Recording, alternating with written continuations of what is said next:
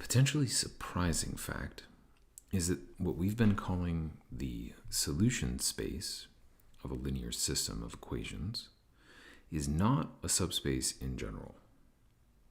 While this may seem to pose a strange sort of problem for understanding the dimension or maybe the shape of the solution space, it turns out that there's a workaround.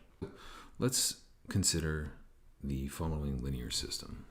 So extending our example from the previous video, we once again have the same three vectors, u, v, and w, and we want to ask about the solutions to the equation ax is equal to b. If we look at the reduced row echelon form of the augmented matrix, we get two equations which we can now solve for the parameter z. We can translate this into a set of vectors, and we can express such vectors as a linear combination.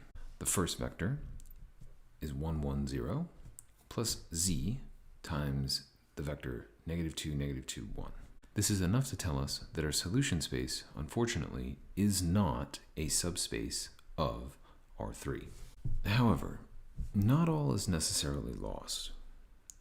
There is one solution space that actually is a subspace of R3, and that is the solution space to the homogeneous equation. We get two equations, which we can solve for the parameter z.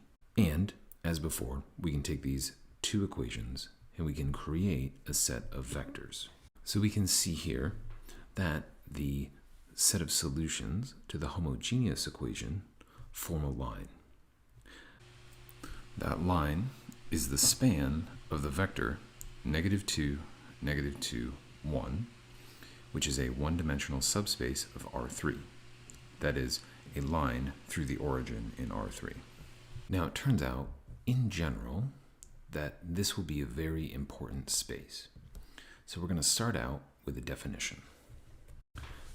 For any m by n matrix A, we define the null space of A to be the solution space to the homogeneous equation. If we consider the matrix transformation T from Rn to Rm defined by A, then we can see that the null space of A is in fact a subset of the domain of our transformation. So by explicit computation, we saw in the previous example that the null space of our matrix A was in fact a subspace of R3. It turns out that linearity is enough to show that this is true for any matrix. To show this is true, we need to consider two elements of the null space. Let's call them x and y, and a real number. Let's call it r. To show that we're closed under addition, we need to show that when we add the vectors x and y together, then multiply by a on the left, we can distribute a across the sum. And of course, a times x is 0, a times y is 0, and of course their sum is also 0. This tells us that the null space is in fact closed under addition. To see that it's closed under scaling, we'll apply the matrix A to Rx.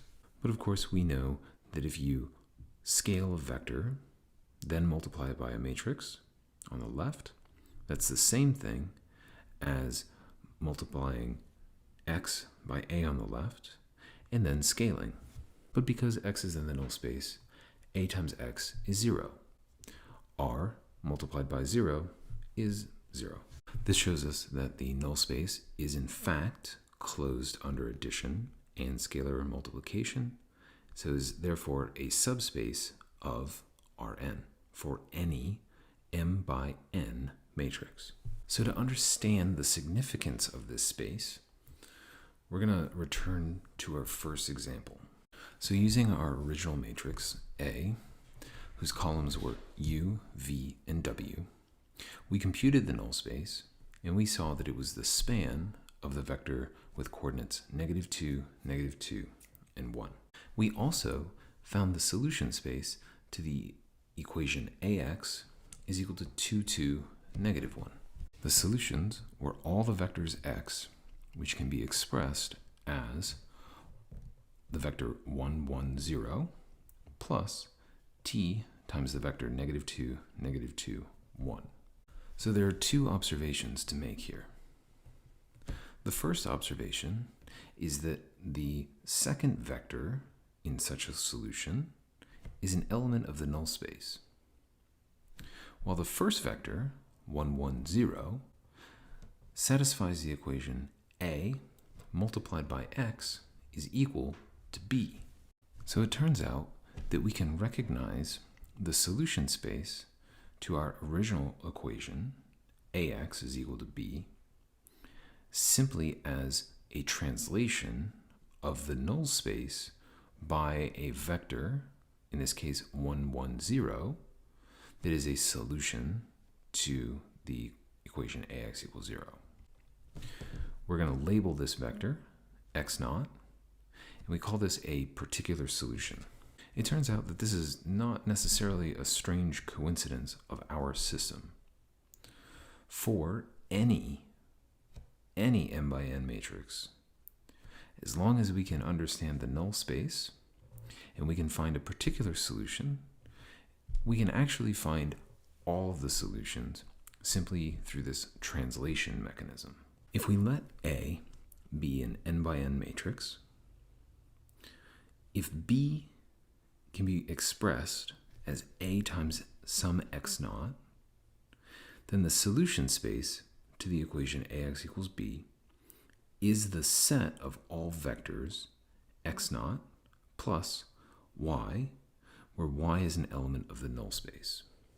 To prove this, we simply need to interpret this statement in a way that's easy to verify. So this says that a vector v in Rn is a solution to the equation ax equals b if and only if v can be expressed as x naught plus y for some y in the null space of A. One direction of this is very easy. If v is equal to x naught plus y, where y is in the null space, then we can see that by multiplying on the left by A and then distributing, we'll get b. The hard part is the other direction. So if we assume that v is a solution to ax equals b, this is where we have to play a little bit of a trick. We can think about b as being a multiplied by x naught. So we can write a times v minus x naught as av minus ax naught, which is b minus b is 0. This allows us to write down an element of the null space, that is v minus x naught. So now we can rewrite v as v plus 0. But of course, we don't just want 0, so we'll add and subtract the value x naught. So of course, if we rewrite this by grouping the v and the minus x naught together, then we've written v as x naught plus an element of the null space. Therefore, we have a characterization of the solution space to any equation as simply a translation of the null space. So this tells us that while the solution space is not actually a subspace, it does make some sense to think about its dimension. Namely, we can think about the dimension of the null space and think about the solution space as being a translation, which is of course a rigid transformation of our null space. So in the next video, we'll discuss some more concrete examples.